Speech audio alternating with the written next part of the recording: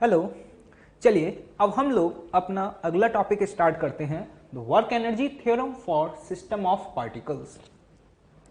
हम इससे पहले वर्क एनर्जी थ्योरम की एप्लीकेशंस पढ़ चुके हैं, लेकिन आपको याद होगा हमने जितने भी न्यूमेरिकल सॉल्व किए थे वहां पे आपने एक बात कॉमन देखी होगी कि हमारे सिस्टम के अंदर सिर्फ और सिर्फ एक पार्टिकल होता था जिस पे हम वर्क एनर्जी थ्योरम अप्लाई करते थे। लेकिन आज हम बात करने जा रहे हैं एक ऐसे सिस्टम की जिस सिस्टम के अंदर सपोज एक से ज्यादा नंबर ऑफ पार्टिकल्स हो, तो उस केस में हम वर्क एनर्जी थ्योरम कैसे अप्लाई करें। तो देखो, वर्क एनर्जी थ्योरम का जो स्टेटमेंट है ना, क्या work done by all the forces equals to change in kinetic energy, वो आज भी एज इट इज वैसा ही है जैसा पहले था।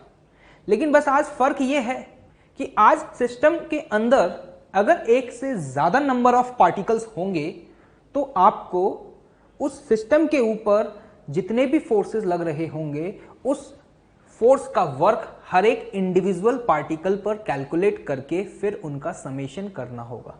और उसी तरीके से जब हम चेंज इन काइनेटिक एनर्जी लिखेंगे तो वहां पर भी फाइनल काइनेटिक एनर्जी में उस सिस्टम के अंदर जितने भी पार्टिकल्स प्रेजेंट हैं उनकी फाइनल काइनेटिक एनर्जी लिखनी होगी, माइनस इनिशियल में भी इंडिविजुअली हर एक पार्टिकल की काइनेटिक एनर्जी लिखनी होगी। मैं क्या कह रहा हूं, ये बात आपको और बेहतर तरीके से समझ में आएगी।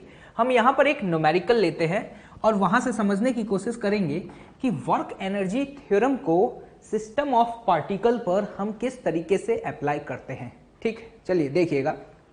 एक सिंपल सा क्वेश्चन है, जैसे कि ये आपके पास एक एडवुड मशीन, मतलब एक पुली, जिसके एंड पॉइंट्स पर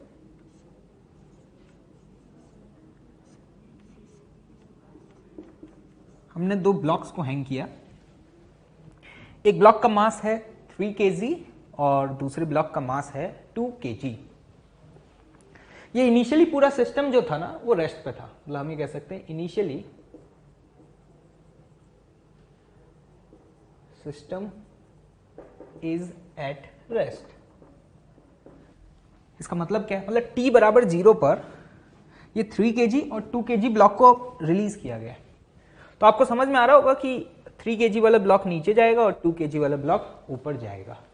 अब सपोज आपसे यहां पे क्वेश्चन में पूछा जाए find speed of block when it displaced by 2 metre. Question समझ आया? अब आपसे यहां पर यह पूछा गया है कि आपको यह बताना है कि इन गिवन ब्लॉक्स की स्पीड क्या होगी जब इन ब्लॉक का डिस्प्लेसमेंट जो है वो क्या हो जाए, 2 मीटर हो जाए। तो जरा देखिएगा ध्यान से। आपको ये तो समझ में आ रहा है कि ये 3 kg वाला ब्लॉक नीचे जाएगा क्योंकि ये हैवी है, और 2 kg वाला ब्लॉक ऊपर जाएगा। क्लियर? अगर ये 2 मीटर नीचे आया तो ये कितना ऊपर जाएगा? ये ऑब्वियस है 2 मीटर जाएगा, क्योंकि लेंथ ऑफ अ स्ट्रिंग तो चेंज नहीं होगा। तो जितना ये अभी नीचे आया एग्जैक्टली ये अभी उतना ही ऊपर जाएगा। अब आपसे यहां पे स्पीड पूछी जा रही है, तो देखो इस प्रॉब्लम को ना आप अपनी प्रीवियस नॉलेज की हेल्प से भी सॉल्व कर सकते हो। कैसे? आप यहां पर एक्सेलरेशन फाइंड कर लें। एक्सेलरेशन पता होगा, डिस्प्लेसमेंट आपको पता है, तो फिर आप वहां पर इक्वेशन ऑफ मोशन का यूज करके speed of the block find कर पाओगे। लेकिन मैं अब आपको यहां बताने जा रहा हूं कि विदाउट एक्सेलरेशन फाइंड किए हम किस तरीके से वर्क एनर्जी थ्योरम की हेल्प से स्पीड को फाइंड कर सकते हैं। देखिएगा, काफी इंटरेस्टिंग है। अगर मैं यहां पर 3 kg प्लस 2 kg इस पूरे को अपना एक सिस्टम कंसिडर करूं, मैंने क्या बोला, इस पूरे को अपना एक सिस्टम कंसिडर करूं, तो जरा ध्यान से देखिएगा। अब मैं यहां इस पूरे सिस्टम पर वर्क एनर्जी थ्योरम लगाने जा रहा हूं। तो इस पूरे सिस्टम पे अगर हम बात करेंगे तो हम यहां पे लिखेंगे work done by gravity plus work done by tension force is equal to change in kinetic energy. क्योंकि अगर आप ध्यान से देखें इन गिवन ब्लॉक्स पे कौन कौन से फोर्सेस लग रहे हैं, एक ग्रेविटेशनल फोर्स लग रहा है और दूसरा टेंशन फोर्स लग रहा है। लेकिन अब ध्यान से देखो, आज आप यहां पर वर्क एनर्जी थ्योरम इस पूरे सिस्टम पर अप्लाई कर रहे हैं, तो ग्रेविटेशनल फोर्स का जब आप वर्क लिखेंगे ना, तो यहां पर ये ग्रेविटेशनल फोर्स 3 kg वाले ब्लॉक पर भी वर्क करेगा और साथ ही साथ ये ग्रेविटेशनल फोर्स 2 kg वाले ब्लॉक पर भी वर्क करेगा। तो जब हम टोटल वर्क लिखेंगे तो ग्रेविटेशनल फोर्स का वर्क इंडिविजुअल दोनों ब्लॉक पे जो भी हुआ वो दोनों ही लिखने पड़ेंगे और फिर उसका हम यहां पे क्या करेंगे, समेशन करेंगे। अब सिमिलरली उसी तरीके से टेंशन फोर्स 3 kg पे भी वर्क करेगा और 2 kg पे भी वर्क करेगा। तो हम जब यहां पे लिखेंगे तो क्या लिखेंगे, work done by tension force on 3 kg block plus work done by tension force on the 2 kg block, और फिर इसको बराबर करेंगे चेंज इन काइनेटिक एनर्जी के। तो जब चेंज इन काइनेटिक एनर्जी लिखेंगे तो फाइनल पूरे सिस्टम की काइनेटिक एनर्जी लिखेंगे माइनस इनिशियल काइनेटिक एनर्जी। अब देखना यहां बेनिफिट क्या है, अगर मैं यहां पर वर्क एनर्जी थ्योरम पूरे सिस्टम पर लगाऊंगा तो ये वाला टर्म 0 हो जाएगा। यही तो पढ़ा था कि work done by tension force on the whole system is what, 0।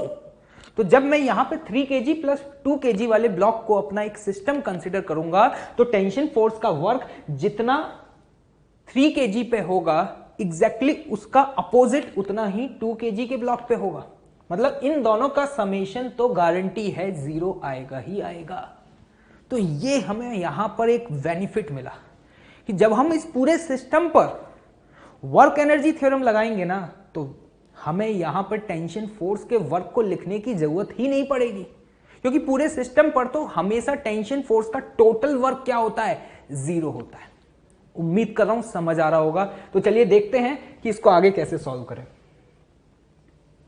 तो आपको समझ में आ गया यार, टेंशन फोर्स का वर्क पूरे सिस्टम पे 0 है तो there is no need to find the tension force.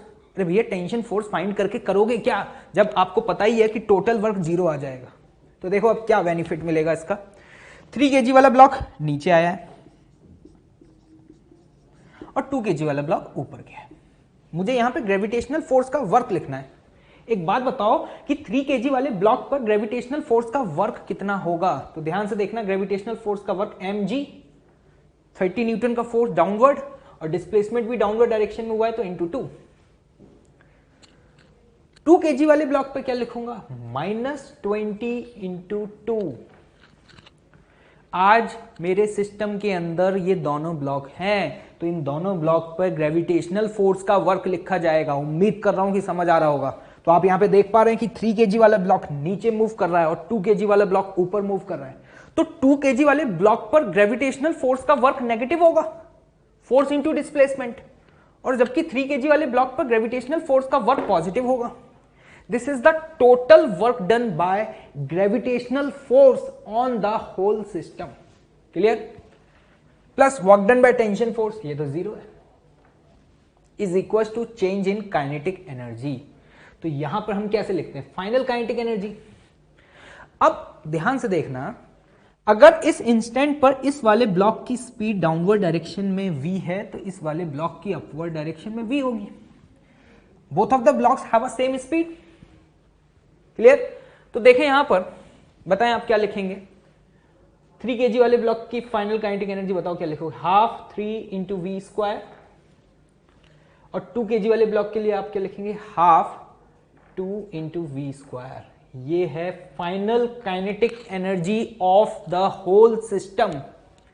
जब भी हम काइनेटिक एनर्जी एक सिस्टम की लिखते हैं और अगर उस सिस्टम के अंदर एक से ज्यादा नंबर ऑफ पार्टिकल हो तो इंडिविजुअली हर पार्टिकल की काइनेटिक एनर्जी लिख करके उसका समेशन कर दो माइनस इनिशियल। और आपको यहां मेंशन है कि इनिशियली सिस्टम को रेस्ट से रिलीज किया है, और अगर रेस्ट से रिलीज किया है तो इंडिविजुअली दोनों पार्टिकल की इनिशियल स्पीड 0, और अगर इनिशियल स्पीड 0 तो इसका मतलब इनिशियल काइनेटिक एनर्जी 0। क्लियर?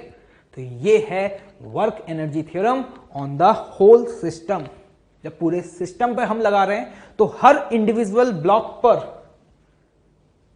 लगने वाले सभी फोर्सेस का वर्क लिख करके हम समेशन कर रहे हैं। अब आप इसके आगे इसको सॉल्व कर सकते हैं और v की वैल्यू को फाइंड कर सकते हैं। चलिए देखते हैं वैल्यू क्या आती है। 60 minus 40 this is what 20। Clear. और ये वैल्यू है 3v square plus 2v square this is 5v square by 2। बताएं ये वैल्यू क्या आ रही है। This is 4 into 2 8।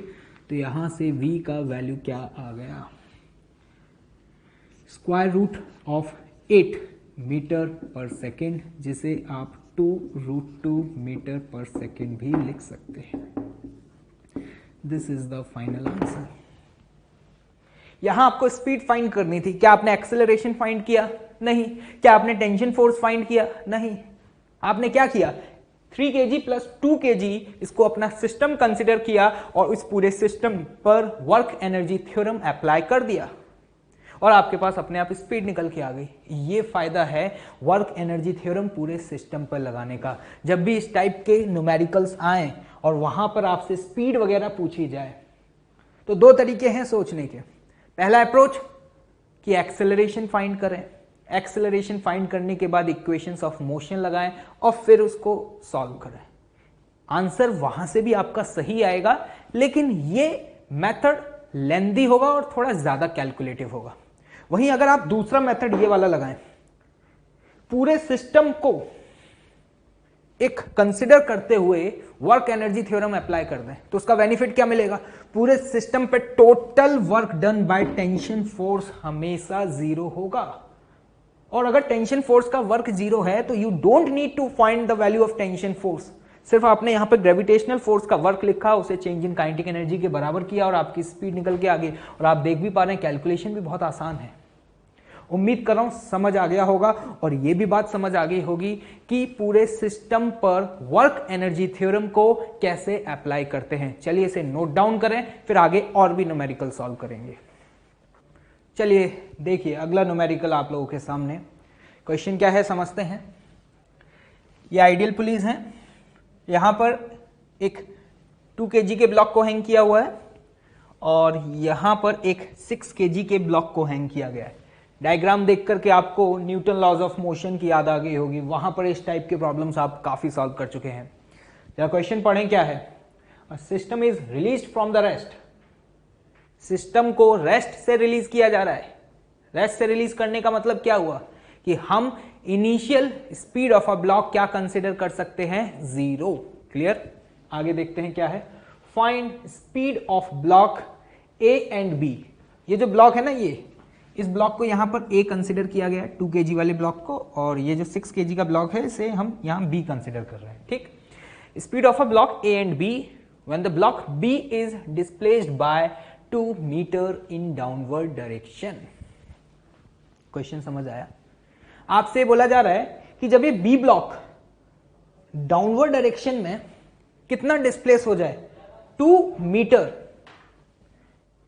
उस समय बताना है कि ए और बी ब्लॉक का स्पीड क्या होगा। क्लियर है। वीडियो को पॉज करके क्वेश्चन को नोट डाउन करें और खुद से ट्राई करें। चलिए देखते हैं। एक बात बताएं मुझे, अगर ये ब्लॉक डाउनवर्ड डायरेक्शन में 2 मीटर आया है तो ये वाला ब्लॉक अपवर्ड डायरेक्शन में कितना मूव किया होगा। अगर मैं ये सवाल पूछूं तो इसका जवाब आप क्या देंगे। अगर ये 2 मीटर नीचे आया है तो क्या ये ब्लॉक ऊपर के डायरेक्शन में 2 मीटर ही मूव करेगा क्या? नहीं। ये पहली मिस्टेक है जो हमसे होती है। जरा ध्यान से देखिएगा ये कैसे फाइंड करें।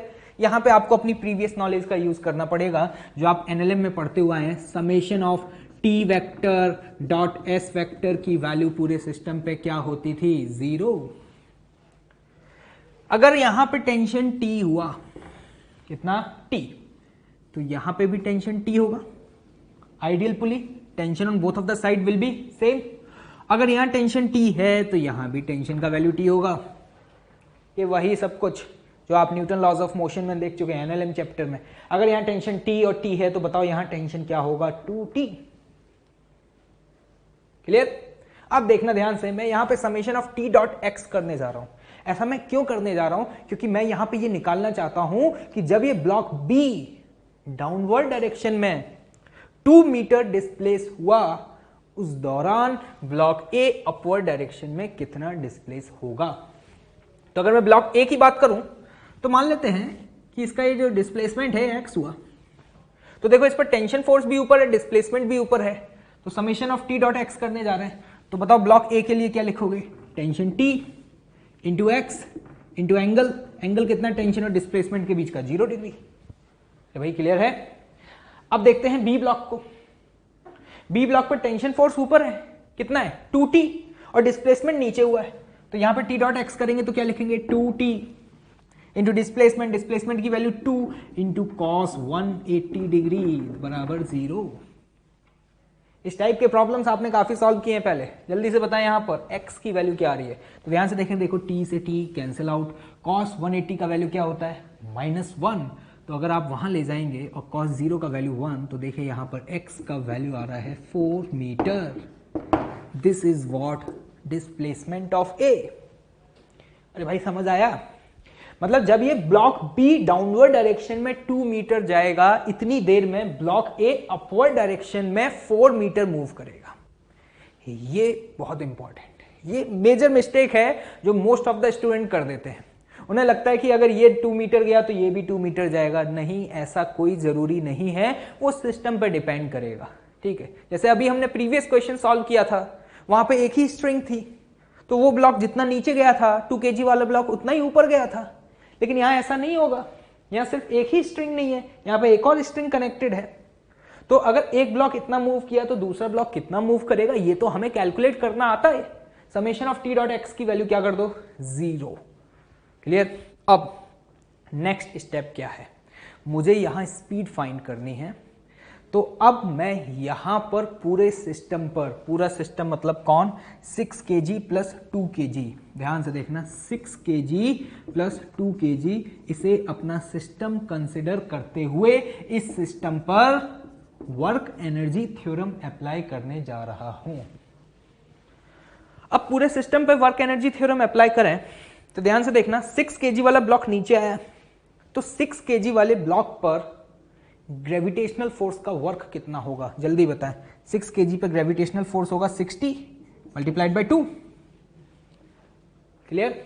मैं सीधे यहां पर वैल्यूज लिखते जा रहा हूं, इस पर बताएं 2 kg वाले ब्लॉक पर ग्रेविटेशनल फोर्स का वर्क कितना होगा -20। This is the force into displacement. Minus sign क्यों लगाया ये आपको समझ में आ गया होगा, क्योंकि 2 kg वाला ब्लॉक ऊपर मूव किया है, उस पर ग्रेविटेशनल फोर्स का वर्क नेगेटिव होगा, और 6 kg वाले ब्लॉक पर ग्रेविटेशनल फोर्स का वर्क पॉजिटिव होगा। This is what work done by gravitational force on the whole system. और सिस्टम के अंदर कौन कौन है, 6 plus 2 kg block plus work done by tension force. लेकिन work done by tension force पूरे सिस्टम पे 0 होगा। यही तो बेनिफिट है, पूरे सिस्टम पर अगर एक साथ वर्क एनर्जी थ्योरम लगाई जाएगी तो टेंशन फोर्स का वर्क हमेशा 0 आता है। यहां हम देख भी पा रहे हैं। तो पूरे सिस्टम पर एक साथ वर्क एनर्जी थ्योरम लगाने का ये एक एक्स्ट्रा बेनिफिट मिल गया कि टेंशन फोर्स का वर्क लिखने की जरूरत ही नहीं है, क्योंकि अगर इस पर पॉजिटिव वर्क हुआ होगा तो एग्जैक्टली उतना ही इस वाले ब्लॉक पर नेगेटिव वर्क हुआ होगा। That's all. और कोई फोर्स है जो वर्क करेगा नहीं, बराबर क्या करेंगे, चेंज इन काइनेटिक एनर्जी। तो final kinetic energy minus initial kinetic energy. अब ध्यान से देखें, अगर इस 6 kg वाले ब्लॉक की स्पीड v है 2 मीटर डिस्प्लेस होने के बाद, तो इस 2 kg वाले ब्लॉक की जो स्पीड है वो क्या v होगी? नहीं भाई, आप खुद देखो, जितनी देर में ये 2 मीटर नीचे आया उतनी देर में वो 4 मीटर ऊपर गया है, मतलब सेम इंटरवल ऑफ टाइम में इसका डिस्प्लेसमेंट 2 टाइम्स है, तो गारंटी है कि उस इंस्टेंट पे इसका स्पीड 2v होगा। ये भी एक कॉमन मिस्टेक है जो हमसे होती है। भैया अगर डिस्प्लेसमेंट अलग अलग है तो स्पीड भी तो अलग अलग होगी ना, और वो स्पीड उसी रेशियो में डिवाइड होगी जिस रेशियो में डिस्प्लेसमेंट डिवाइड हुआ है। क्योंकि अगर ये 2 मीटर आया, ये 4 मीटर गया, तो मैं गारंटी से कह सकता हूं इस इंस्टेंट पर अगर इसका स्पीड v होगा तो इस ब्लॉक का स्पीड 2v होगा। उम्मीद कर रहा हूं कि समझ आ रहा होगा। तो चलिए बताएं जल्दी से एक्सप्रेशन क्या लिखेंगे चेंज इन काइनेटिक एनर्जी में। फाइनल काइनेटिक एनर्जी, तो 6 kg वाले ब्लॉक की काइनेटिक एनर्जी लिखेंगे half m into V square. ये v किसकी स्पीड है? b ब्लॉक की। क्लियर? प्लस अभी खत्म नहीं हुआ भाई, सिस्टम के अंदर आज सिर्फ एक ब्लॉक नहीं है, सिस्टम के अंदर 2 ब्लॉक हैं। तो बताओ 2 kg वाले ब्लॉक की क्या लिखोगे? 1/2 m इंटू वी, लेकिन v की वैल्यू v नहीं है, 2v है भाई। This is the final kinetic energy of the whole system. उम्मीद कर रहा हूं समझ आ गया होगा। What is the initial kinetic energy of the system? 0। क्यों? क्योंकि क्वेश्चन में ऑलरेडी मेंशन है कि system is released from the rest. ऐसा जरूरी नहीं है कि हमेशा रेस्ट से रिलीज हो सकता है इनिशियल वेलोसिटी भी दी जाए, तो उस केस में आप इनिशियल वेलोसिटी भी लिखेंगे, ठीक है। इसलिए मैं हमेशा इस पूरे एक्सप्रेशन को स्टेप बाय स्टेप लिखता हूं जिससे कहीं कोई मिस्टेक ना हो जाए। यहां पर नोन कौन है इस इक्वेशन में? v। क्या अब इस इक्वेशन को सॉल्व करके हम v का वैल्यू निकाल सकते हैं? यस। चलिए देखते हैं। अब तो मैथमेटिक्स है, फिजिक्स यहां खत्म हो चुका है। 60 into 2 this is 120 and this is what 20 into 4 80। तो 120 माइनस 80 इज व्हाट 40। यहां पर 2 से कैंसिल आउट हो जाएगा, 3 ये भी कैंसिल आउट हो जाएगा, तो ये आपका आएगा 3v स्क्वायर और ये आएगा 4v स्क्वायर। तो 40 is equal to 7v square. पता है यहां पर v की वैल्यू क्या आ रही है? v is square root of 40/7 metre per second. ये किसका स्पीड है? ये v किसका स्पीड है? a का या b का? b का है ना भाई, क्योंकि b का स्पीड हमने v एज्यूम किया था, तो हम कह सकते हैं speed of a block is 40/7 metre per second. और अगर a की बात करूं तो आपको समझ में आ रहा है a का स्पीड इससे 2 टाइम्स ज्यादा है, तो हम कह सकते हैं जो a का स्पीड होगा वो 2 times of speed of b होगा। तो 2 का मल्टीप्लाई कर दें तो 2 into square root of 40/7 metre per second, this is the speed of the block A and this is the speed of the block B। उम्मीद कर रहा हूं कि समझ आ गया होगा। तो ये है work energy theorem on the system of particle. फायदा क्या मिल रहा है ये आप खुद देख पा रहे हैं। आपको क्या यहाँ टेंशन फोर्स की वैल्यू निकालनी पड़ रही है? नहीं। क्या एक्सेलरेशन निकालना पड़ रहा है? नहीं। पूरे सिस्टम पर एक साथ लगाते हैं तो ये टर्म अपने आप क्या हो जाता है? 0 हो जाता है। तो जब भी इस टाइप के न्यूमेरिकल्स आए तो पहले चेक कर लेना कि अगर एक ब्लॉक x डिस्प्लेस हुआ है तो दूसरा ब्लॉक कितना डिस्प्लेस होगा, और वो चेक करने का तरीका क्या होगा? Summation of t dot x की वैल्यू पूरे सिस्टम पे क्या कर दो? 0 कर दो। अगर ऐसे न्यूमेरिकल आ जाएं जिसमें 2 से ज्यादा ब्लॉक कनेक्टेड हैं तो भी सॉल्व कर पाएंगे, क्योंकि फंडामेंटल अप्रोच यही रहेगा। कितने भी ब्लॉक लगा दें, कितनी भी रस्सियां लगा दें, कितनी भी पुलिस कनेक्ट कर दें, हमेशा आपका फंडामेंटल अप्रोच यही रहेगा। सिस्टम के अंदर जितने भी ब्लॉक्स हैं हर इंडिविजुअल ब्लॉक पर सारे फोर्सेस को कैलकुलेट करें, उनका समेशन करके चेंज इन काइनेटिक एनर्जी के बराबर कर दें। उम्मीद कर रहा हूं कि समझ आ गया होगा। चलिए ओके, चलिए अगला न्यूमेरिकल देखते हैं। क्वेश्चन क्या है? यहां पर एक 2 kg का ब्लॉक जो कि एक रफ हॉरिजॉन्टल सरफेस पर रखा गया है और इस सरफेस का जो कोफिशिएंट ऑफ फ्रिक्शन है वो आपको 0.5 गिवन है, और इस स्ट्रिंग से एक पुली कनेक्टेड है और उस पुली से एक और स्ट्रिंग कनेक्टेड है जिस पर एक 10 kg के ब्लॉक को कनेक्ट किया हुआ है और उसे हमने यहां बोला क्या? B block. क्लियर है? क्या है question? System is released from the rest. पूरे सिस्टम को रेस्ट से रिलीज किया जा रहा है। Find the speed of block A and B when block B displaced by 4 meter in downward direction। अब देखिएगा क्या बोला जा रहा है कि जब ये ब्लॉक B डाउनवर्ड डायरेक्शन में 4 मीटर डिस्प्लेस हो जाता है उस समय A और B ब्लॉक का स्पीड क्या होगा।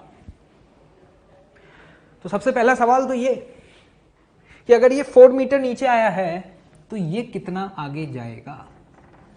ये अब आप कैलकुलेट कर चुके हैं, अभी हमने प्रीवियस क्वेश्चन भी एक सॉल्व किया है। तो एक बात बताएं, अगर यहां पर टेंशन फोर्स T है, यहां टेंशन फोर्स T है, तो यहां भी T होगा, और अगर यहां TT है तो डेफिनेटली यहां पर टेंशन फोर्स की वैल्यू क्या होगी? 2T। तो आप क्या ये बता सकते हैं कि अगर ये 4 मीटर गया तो ये कितना आगे गया होगा? कैसे कैलकुलेट करेंगे, जल्दी से बताएं, quick. Summation of T vector dot S vector की वैल्यू को क्या कर दें? 0। तो ध्यान से देखना, यहाँ पे टेंशन फोर्स भी आगे, डिस्प्लेसमेंट भी आगे है। तो ए ब्लॉक पे जब हम लिखेंगे तो क्या लिखेंगे? T x into cos 0। जब हम बात करेंगे बी ब्लॉक की, तो बी ब्लॉक पे टेंशन फोर्स ऊपर है, डिस्प्लेसमेंट नीचे हुआ है, कितना? 4 इंटू एंगल कितना है डिस्प्लेसमेंट और टेंशन फोर्स के बीच का? 180 डिग्री। तो इसको हम लिखेंगे कॉस 180 डिग्री, और इस टर्म को आप क्या कर दें? 0। तो बताएं, देखिए टेंशन से टेंशन कैंसिल आउट हो जाएगा। कॉस 180 का वैल्यू क्या होता है? -1। कॉस 0 का वैल्यू, जल्दी से बताएं, इसको सॉल्व करने पे एक्स की वैल्यू क्या आ रही है? 8 मीटर। क्लियर? मतलब जितनी देर में ये ब्लॉक 4 मीटर ट्रेवल करेगा, उतनी देर में ये 2 kg वाला ब्लॉक यहां पर कितना आगे आ जाएगा? 8 मीटर। तो ये भी तय है कि अगर उस इंस्टेंट पर इसका स्पीड v हुआ, तो एक बात बताओ, उस इंस्टेंट पर उस 2 kg वाले ब्लॉक का स्पीड क्या होगा? तो आप ध्यान से देखें, अगर इसका स्पीड v हुआ तो इसका स्पीड 2v होगा, क्योंकि जितनी देर में ये 4 मीटर चला है उतनी देर में वो 8 मीटर चला है, तो स्पीड भी उसका क्या हो जाएगा? 2 टाइम्स हो जाएगा। उम्मीद कर रहा हूं कि यहां तक तो समझ आ गया होगा। अब बताएं हमारा अगला स्टेप क्या है? हमारा अगला स्टेप है we have to apply the work energy theorem. तो जब हमें यहां पे वर्क एनर्जी थ्योरम अप्लाई करना है, तो मैं यहां पर a प्लस बी को अपना सिस्टम कंसिडर कर रहा हूं। किसको? a plus B. a plus B को अपना सिस्टम कंसिडर करने का बेनिफिट बताएं क्या मिलेगा? क्या बेनिफिट मिलेगा? पूरे सिस्टम पर total work done by tension force क्या हो जाएगा? 0। तो ध्यान से देखें, अगर मैं a प्लस बी पूरे सिस्टम पर वर्क एनर्जी थ्योरम अप्लाई करूंगा, तो पूरे सिस्टम पे कौन कौन से फोर्सेस होंगे? Gravitational force, work done by gravitational force plus work done by tension force, plus यहां पर अब एक और फोर्स होगा, कौन? Friction force. ये जो हॉरिजॉन्टल सरफेस है ये रफ है, तो जब ये 2 kg वाला ब्लॉक आगे मूव करेगा तो इस पे फ्रिक्शन फोर्स भी तो वर्क करेगा ना। तो यहां पर work done by friction force भी आएगा, is equal to change in kinetic energy. Clear? आप ये जानते हैं, जब हम पूरे सिस्टम की बात कर रहे हैं, मतलब a प्लस बी की, तो पूरे सिस्टम पे total work done by tension force 0। अब बात करते हैं work done by gravitational force की। ग्रेविटेशनल फोर्स ए ब्लॉक पे तो वर्क नहीं करेगा, क्योंकि ये तो हॉरिजॉन्टल डायरेक्शन में मूव कर रहा है, तो इसका डिस्प्लेसमेंट तो वाई डायरेक्शन में क्या है? 0। तो यहां पर ग्रेविटेशनल फोर्स का वर्क सिर्फ और सिर्फ 10 kg वाले ब्लॉक पर ही होगा। क्लियर है? तो बताएं 10 kg वाले ब्लॉक पर कितना वर्क होगा? m g 100 न्यूटन का फोर्स, डिस्प्लेसमेंट कितना? 4। वर्क क्या होगा? पॉजिटिव। समझ में आ रहा होगा, उम्मीद कर रहा हूं। आगे बताएं, work done by friction force. Friction force इस ब्लॉक पे वर्क करेगा, इस ब्लॉक पे फ्रिक्शन फोर्स कहां लगेगा? पीछे, क्योंकि ब्लॉक आगे मूव करेगा तो फ्रिक्शन पीछे लगेगा, और उस फ्रिक्शन की वैल्यू क्या होगी? Mu into normal force. और आप यहां समझ पा रहे होंगे कि नॉर्मल फोर्स की वैल्यू क्या होगी? 20। तो 0.5 into 20 and this is what? 10। तो 2 kg वाले ब्लॉक पर 10 न्यूटन का फोर्स पीछे लग रहा है, और ये डिस्प्लेस कितना हुआ है? 8 मीटर आगे के डायरेक्शन में। तो मुझे एक बात बताओ कि 2 kg वाले ब्लॉक पर फ्रिक्शन का वर्क पॉजिटिव या नेगेटिव? नेगेटिव, क्योंकि फोर्स और डिस्प्लेसमेंट अपोजिट है। कितना वर्क होगा? 10 into 8, force into displacement. Clear? This is the work done by friction force. अब हमें क्या लिखना है? Change in kinetic energy. बताएं फाइनल काइनेटिक एनर्जी आप क्या लिखेंगे? तो 10 kg वाले ब्लॉक के लिए लिखेंगे हाफ 10 इंटू वी स्क्वायर। जल्दी से बताइए, हाफ 2 kg वाले ब्लॉक के लिए क्या लिखेंगे? 2, लेकिन स्पीड v या 2v? 2v, मिस्टेक नहीं होनी चाहिए। This is the final kinetic energy minus initial, लेकिन इनिशियल क्या है? 0, क्योंकि सिस्टम को कहां से रिलीज किया था? रेस्ट से। अब आसान है, मैथमेटिक्स है, आगे आप लोग खुद सॉल्व कर सकते हैं। बताएं वैल्यू क्या आ रही है यहां से? देखिएगा, ये क्या है? 400, ये 80, तो ये वैल्यू आती है आपकी क्या? 320 इक्वल्स टू, ये 2 से कैंसिल आउट करेंगे तो 5, ये 2 से 2 कैंसिल आउट हो जाएगा, तो 5v² प्लस 4v², तो ये वैल्यू आती है आपके पास क्या, 9v²। तो यहां से v का वैल्यू क्या आया, square root of 320/9 metre per second. ये v किसका स्पीड है, ए या B block, B block, clear. अगर मैं ए ब्लॉक की बात करूं तो ए ब्लॉक का स्पीड क्या है, ये आपको पता है 2 times of the speed of the block B. तो अगर हम 2 से मल्टीप्लाई कर दें, 2 multiplied by 320/9, this will give you the speed of the block A. Clear है, काफी आसान क्वेश्चन था। हमने यहां पर इस क्वेश्चन को कैसे अप्रोच किया, ए प्लस बी ब्लॉक को सिस्टम कंसिडर करते हुए पूरे सिस्टम पर वर्क एनर्जी थ्योरम अप्लाई कर दिया। यहां से हमारे पास ए और बी ब्लॉक का स्पीड आ गया। तो अभी तक हम बहुत सारे न्यूमेरिकल सॉल्व कर चुके हैं और उम्मीद कर रहा हूं कि ये सारी चीजें आपको क्लियर होंगी। ओके, ठीक। हेलो, अभी तक हम लोग वर्क एनर्जी थ्योरम पे बेस्ड काफी सारे न्यूमेरिकल्स कर चुके हैं और आई होप कि अभी तक पढ़ाए गए जितने भी कॉन्सेप्ट हैं वो आप लोगों को क्लियर होंगे। अब हम यहां पर कुछ इंपॉर्टेंट की पॉइंट्स को देखने जा रहे हैं regarding the work energy theorem. पहला पॉइंट ध्यान से सुनिएगा कि जो वर्क एनर्जी थ्योरम है ना, वो सिर्फ और सिर्फ इनर्शियल फ्रेम्स में ही वैलिड है। मैंने क्या बोला, पहले स्टेटमेंट लिख देता हूं, उसके बाद एक्सप्लेन करूंगा कि work energy theorem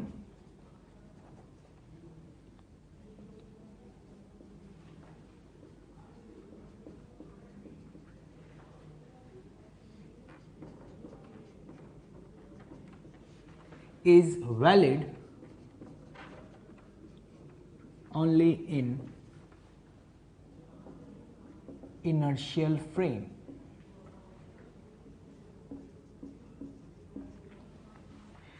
inertial frame क्या होता है, ये आप अपने प्रीवियस चैप्टर्स में पढ़ चुके हैं। एक ऐसा फ्रेम जिसका एक्सेलरेशन क्या हो, 0, उस फ्रेम को बोला जाता है इनर्शियल फ्रेम। और एक ऐसा फ्रेम जिसका एक्सेलरेशन हो नॉट इक्वल टू 0, उसे बोला जाता है क्या, नॉन इनर्शियल फ्रेम। तो यहां पे स्टेटमेंट क्या है कि जो वर्क एनर्जी थ्योरम है ना, वो इनर्शियल फ्रेम्स में ही वैलिड है। मतलब हम ये कह सकते हैं कि नॉन इनर्शियल फ्रेम में वर्क एनर्जी थ्योरम वैलिड नहीं है। अब क्वेश्चन अराइज होता है कि ऐसा क्यों। तो आप याद करें, जब हमने वर्क एनर्जी थ्योरम स्टार्ट किया था तो वहां पर वर्क एनर्जी थ्योरम के एक्सप्रेशन को कैसे ड्राइव किया था, बताएं। आपको याद होगा, वहां पर हमने net force is equal to m into a लिखा था, फिर एक्सेलरेशन को v इंटू dv/ds लिखा था। उम्मीद कर रहा हूं कि आप लोगों को याद होगा कि हमने वर्क एनर्जी थ्योरम का एक्सप्रेशन कैसे ड्राइव किया था। Net force equal to m into a और a is what, v into dv/ds। फिर वहां से हमने एक्सप्रेशन ड्राइव किया था। क्लियर। एक बात बताओ, ये क्या है, this is the Newton second law. और आप ये पढ़ चुके हैं कि न्यूटन्स सेकंड लॉ सिर्फ और सिर्फ इनर्शियल फ्रेम्स में ही वैलिड होता है। मतलब नॉन इनर्शियल फ्रेम में न्यूटन्स लॉ वैलिड नहीं होता। फिर सवाल ये उठता है कि अगर मैं नॉन इनर्शियल फ्रेम में इस इक्वेशन को यूज करना चाहता हूं, मतलब ये मेरी जिद है कि नहीं भैया हमें तो ये इक्वेशन यूज करनी है, तो फिर आपको वहां पे बताया गया था कि एक आपको करेक्शन फैक्टर ऐड करना पड़ता है। मतलब अगर आप न्यूटन्स लॉ की ये इक्वेशन नॉन इनर्शियल फ्रेम में लगाते हैं तो याद करें वहां पे आपको एक करेक्शन फैक्टर ऐड करना पड़ता था और उस करेक्शन फैक्टर को क्या बोलते थे हम, स्यूडो फोर्स।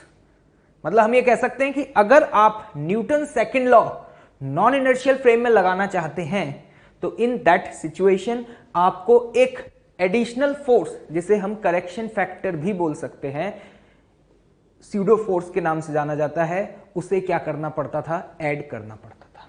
बिल्कुल वैसे ही यहां पर जब हम बात कर रहे हैं वर्क एनर्जी थ्योरम का ना, तो अगर आप वर्क एनर्जी थ्योरम की इक्वेशन को नॉन इनर्शियल फ्रेम में अप्लाई करना चाहते हो तो उस केस में आपको स्यूडो फोर्स के वर्क को भी कंसिडर करना पड़ेगा। मैंने क्या बोला, मैं इस स्टेटमेंट को फिर से रिपीट करता हूं। आपने कहा कि नहीं भाई, हमें तो work energy theorem non inertial frame में यूज करनी ही है, लेकिन हम ये जानते हैं कि ये नॉन इनर्शियल फ्रेम में वैलिड नहीं है। लेकिन हम इस जिद पे अड़ गए कि नहीं भाई, हम तो वर्क एनर्जी थ्योरम को नॉन इनर्शियल फ्रेम में यूज करेंगे ही। तो फिर लोगों ने कहा कि ठीक है, आप अगर नॉन इनर्शियल फ्रेम में इस इक्वेशन को यूज कर रहे हैं ना, तो उस केस में आपको एक करेक्शन फैक्टर ऐड करना पड़ेगा यहां पर, और वो करेक्शन फैक्टर पता है क्या होगा? The work done by the pseudo force. तो ध्यान से सुने, but we can use this equation in non-inertial frame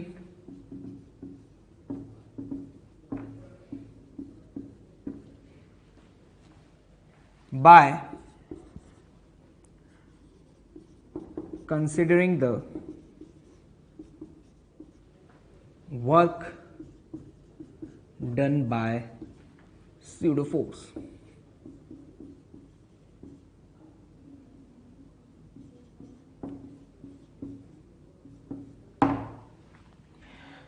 ये स्टोरी बिल्कुल एज इट इज वैसा ही है जैसा कि आपने न्यूटन्स लॉज ऑफ मोशन में जब स्यूडो फोर्स के बारे में पढ़ा था। जैसे कि एक लिफ्ट है और लिफ्ट के अंदर एक ब्लॉक रखा हुआ है, और वो लिफ्ट सपोज अपवर्ड डायरेक्शन में एक्सेलरेट हो रहा हो। ठीक है, ये सिचुएशन है, देखिएगा।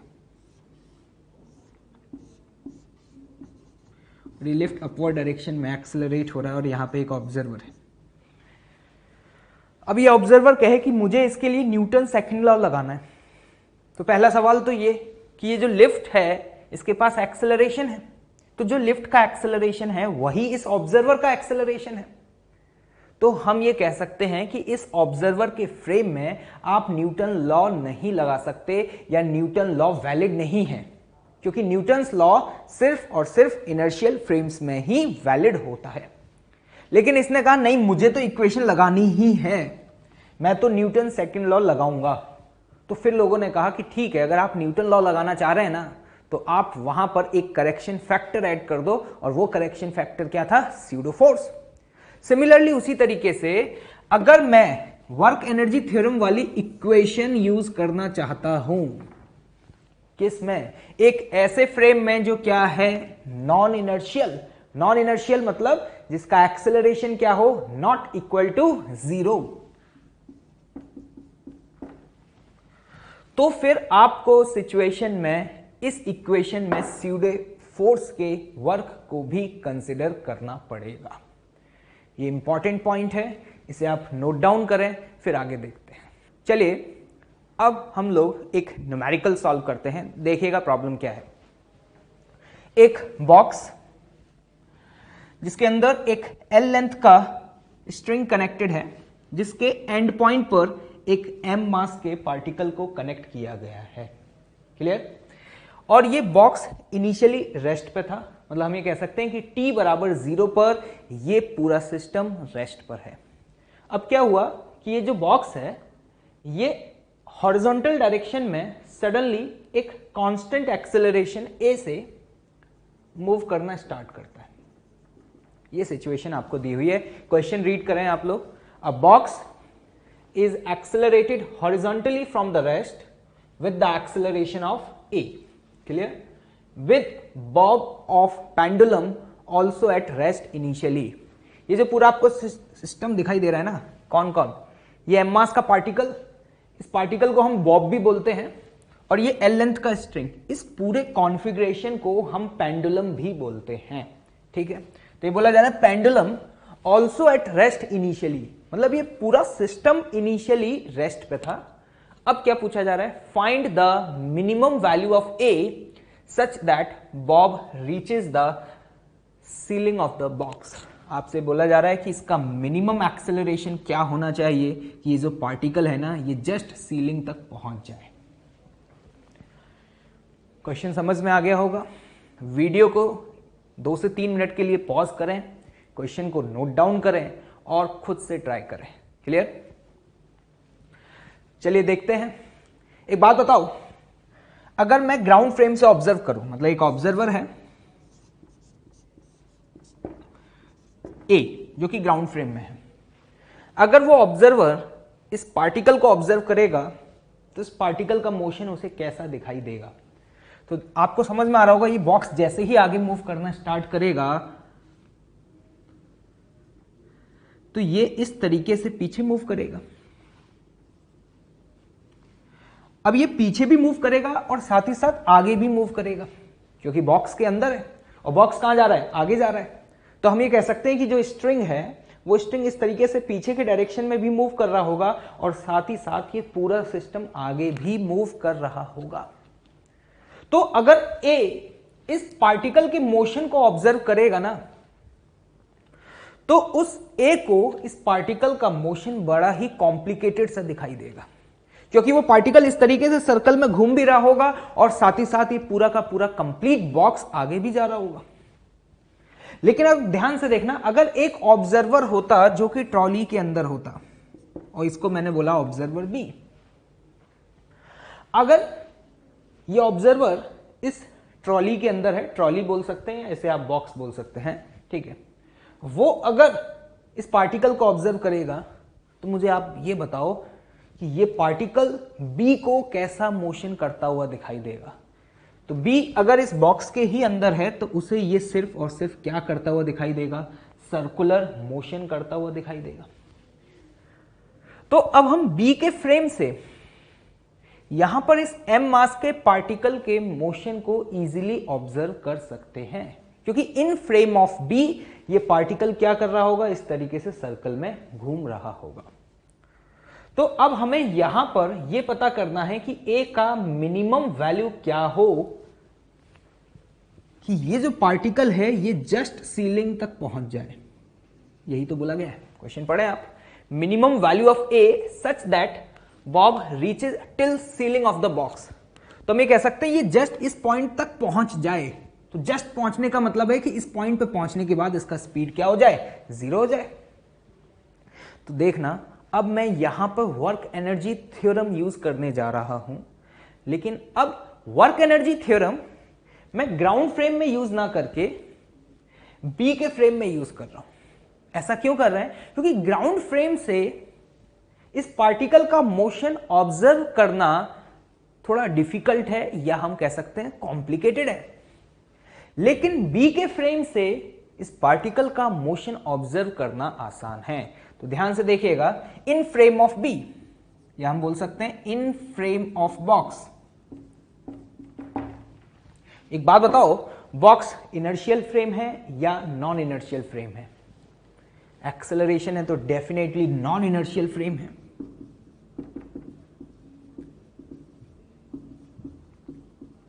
और अगर हम नॉन इनर्शियल फ्रेम में वर्क एनर्जी थ्योरम अप्लाई करें, क्या अप्लाई करें? Work energy theorem.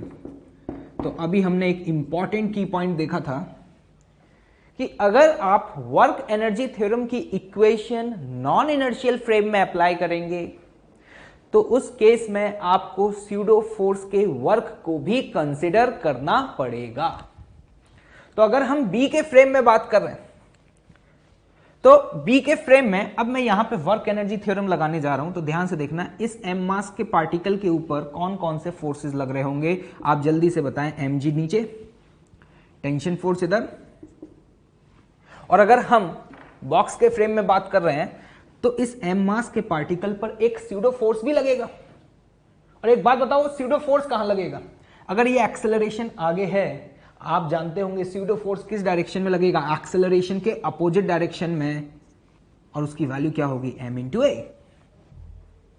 या आप अपने न्यूटन लॉज ऑफ मोशन जो आपने चैप्टर पढ़ा है प्रीवियसली, वहां पे आप ये पढ़ चुके हैं कि what is the direction of pseudo force. तो मैं यहां पर इसके बारे में कोई डिटेल्ड एनालिसिस नहीं करने जा रहा हूं। तो मेरा मेन ऑब्जेक्टिव ये है मेरा इनिशियल पॉइंट, ये है मेरा फाइनल पॉइंट। मैं यहां से लेकर यहां तक वर्क एनर्जी थ्योरम अप्लाई करना चाहता हूं। तो अगर आप बॉक्स के फ्रेम में लगाएंगे तो ध्यान से देखिएगा, बॉक्स के फ्रेम में इक्वेशन क्या लिखेंगे? The work done by gravity plus work done by tension force plus work done by pseudo force. This is important. क्यों स्यूडो फोर्स के वर्क को कंसिडर कर रहे हैं, बात समझ आ रही है? क्योंकि बॉक्स जो है वो इनर्शियल फ्रेम है या non inertial frame? Non inertial frame है, और नॉन इनर्शियल फ्रेम में आपको यहां पर स्यूडो फोर्स के वर्क को भी कंसिडर करना होगा। And this equation equals to what? Change in kinetic energy. Clear? अब एक बात बताओ मुझे, जब वो पार्टिकल जिसे हम बॉब बोल रहे हैं वो यहां से यहां तक मूव किया तो ग्रेविटेशनल फोर्स का वर्क कितना हुआ? तो आप ही जानते हैं कि ग्रेविटेशनल फोर्स का अगर आपको वर्क लिखना है तो आपको उसके पाथ से कोई मतलब नहीं है। आप सिर्फ और सिर्फ क्या देखते हैं कि वाई डायरेक्शन में उसका डिस्प्लेसमेंट कितना हुआ है। तो आप ये समझ रहे होंगे कि अगर वो पार्टिकल यहां से यहां मूव किया तो वाई डायरेक्शन में कितना ऊपर गया है? जितना इस स्ट्रिंग का लेंथ है। और लेंथ क्या दिया हुआ है आपको? L। तो ध्यान से देखना, मैं यहां पर work done by gravitational force लिखूंगा minus m g into l. Minus sign क्यों लगाया ये आपको समझ में आ रहा होगा, क्योंकि ब्लॉक का डिस्प्लेसमेंट अपवर्ड डायरेक्शन में है और ग्रेविटेशनल फोर्स डाउनवर्ड डायरेक्शन में है। Plus work done by tension force. अब ये बताएं कि work done by tension force क्या होगा। अगर आप बी के फ्रेम से देख रहे हो तो ये सर्कुलर मोशन परफॉर्म कर रहा है, और अगर ये सर्कुलर मोशन परफॉर्म कर रहा है तो हर एक इंस्टेंट पे टेंशन फोर्स और इसका डिस्प्लेसमेंट के बीच का जो ये एंगल है, ये एंगल पता है क्या होगा? 90 डिग्री। क्योंकि बी के फ्रेम में ये सर्कुलर मोशन है, और सर्कुलर मोशन है तो टेंशन फोर्स हमेशा टुवर्ड्स द सेंटर होगा और डिस्प्लेसमेंट टेंजेंशियल डायरेक्शन में है। तो हम ये कह सकते हैं कि हर एक इंस्टेंट पर ds वेक्टर और टेंशन फोर्स एक दूसरे के परपेंडिकुलर है, और अगर परपेंडिकुलर हैं तो यहां पर work done by tension force in frame of box क्या होगा? 0। उम्मीद कर रहा हूं कि ये बात समझ में आ गई होगी। क्लियर है? अब आते हैं work done by pseudo force. ये वैल्यू आप कैसे कैलकुलेट करें? एक बात बताओ, ये जो स्यूडो फोर्स है ये फोर्स कांस्टेंट होगा या वेरिएबल होगा? कांस्टेंट होगा, क्योंकि स्यूडो फोर्स की वैल्यू है m into A. A is what? Acceleration, और एक्सेलरेशन कांस्टेंट है। तो जब ये पार्टिकल यहां से यहां मूव कर रहा होगा तो उस पर स्यूडो फोर्स हमेशा m इंटू ए डायरेक्शन में लगेगा, हॉरिजॉन्टल डायरेक्शन में। इसका मैग्नीट्यूड भी कांस्टेंट है और डायरेक्शन भी कांस्टेंट है। मतलब मैं यहां पे ये कह सकता हूं ये स्यूडो फोर्स एक कांस्टेंट फोर्स है। और एक कांस्टेंट फोर्स का वर्क कैसे लिखते हैं ये आप मुझे बता सकते हैं? आप लोग ऑलरेडी काफी सारे न्यूमेरिकल अभी तक सॉल्व कर चुके हैं। एक कांस्टेंट फोर्स का वर्क लिखने का तरीका होता है, ये है इनिशियल पोजीशन, ये है फाइनल पोजीशन। इस दौरान फोर्स के डायरेक्शन में टोटल डिस्प्लेसमेंट कितना हुआ, उसे हम अगर फोर्स से मल्टीप्लाई कर दें तो क्या हमें उस कांस्टेंट फोर्स का वर्क मिल जाएगा? मैं क्या कह रहा हूं अभी समझ में आ जाएगा। एक बात बताओ, फोर्स हमेशा इस डायरेक्शन में है, और जब ये पार्टिकल इधर पहुंचा सर्कुलर मोशन परफॉर्म करते हुए तो इस डायरेक्शन में, हॉरिजॉन्टल डायरेक्शन में इसका डिस्प्लेसमेंट क्या है? L। और अगर इसका डिस्प्लेसमेंट L है हॉरिजॉन्टल डायरेक्शन में, तो मैं यहां पर स्यूडो फोर्स का वर्क डायरेक्टली लिखूंगा, force into displacement in horizontal direction is L। मैं ये हॉरिजॉन्टल डायरेक्शन में क्यों कंसीडर कर रहा हूं ये समझ आ रहा होगा, क्योंकि स्यूडो फोर्स हमेशा हॉरिजॉन्टल डायरेक्शन में ही लग रहा है। तो this is the work done by pseudo force. Clear भाई? And this is what? Work done by gravitational force is equal to change in kinetic energy.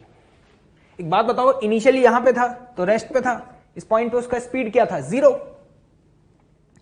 और फाइनली जब वो जस्ट सीलिंग को टच करता है उस पॉइंट पर भी उसका स्पीड क्या होना चाहिए? 0, क्योंकि हमसे एक्सेलरेशन की मिनिमम वैल्यू पूछी है ना। तो अगर एक्सेलरेशन की वैल्यू मिनिमम है तो वो तभी पॉसिबल होगी कि जब ये पार्टिकल जस्ट सीलिंग तक पहुंचे, उस इंस्टेंट पर उसका स्पीड 0 हो जाए। तो इनिशियल स्पीड भी 0 है, फाइनल स्पीड भी 0 है, तो मुझे ये बता दो कि चेंज इन काइनेटिक एनर्जी क्या होगा? 0 हो गया। अननोन क्या है? ए। तो बताओ यहां से ए की वैल्यू क्या आ रही है, जरा आप इक्वेशन को खुद ही सॉल्व कर सकते हैं। एम से एम कैंसिल आउट, एल से एल कैंसिल आउट, तो यहां से ए की वैल्यू आती है is equal to g metre per second square. This is the minimum acceleration. तो यहां पर इस गिवन बॉक्स का मिनिमम एक्सेलरेशन जो रिक्वायर्ड होगा ना वो कितना होगा, जी। जी मतलब 10 मीटर पर सेकेंड स्क्वायर। तो जैसा कि आपने ये क्वेश्चन ऑब्जर्व किया और यहां पे जब आपने वर्क एनर्जी थ्योरम अप्लाई किया तो आपने work energy theorem ground frame में लगाया है, बॉक्स के फ्रेम में लगाया? बॉक्स के फ्रेम में लगाया। क्यों? क्योंकि बॉक्स के फ्रेम में इस पार्टिकल का जो मोशन है वो सर्कुलर होगा, लेकिन अगर वही ऑब्जर्वर जो कि ग्राउंड से देख रहा है उसके फ्रेम में ये मोशन सर्कुलर नहीं होता, क्योंकि ये सर्कल में भी घूम रहा होता लेकिन साथ ही साथ आगे भी तो जा रहा होता। तो ए को ये गिवन पार्टिकल सर्कुलर मोशन करता हुआ दिखाई नहीं देता। तो कभी कभी ऐसे भी न्यूमेरिकल्स आते हैं जिसमें हमें फ्रेम चेंज करने पर उस गिवन पार्टिकल के मोशन को इजीली ऑब्जर्व कर सकते हैं और फोर्सेस के हम वर्क को लिख सकते हैं। तो बस शर्त यह है कि अगर आपने अपना फ्रेम चेंज किया है और जिस फ्रेम में आप गए हैं अगर वो फ्रेम नॉन इनर्शियल हो, then you have to consider what, the work done by pseudo force. अगर आप वर्क एनर्जी थ्योरम की इक्वेशन में ये करेक्शन फैक्टर ऐड कर देंगे तो आपका आंसर हमेशा क्या आएगा, सही आएगा। क्लियर है? उम्मीद कर रहा हूं समझ में आ गया होगा। चलिए अब इसको आप नोट डाउन करें, फिर आगे बढ़ते हैं।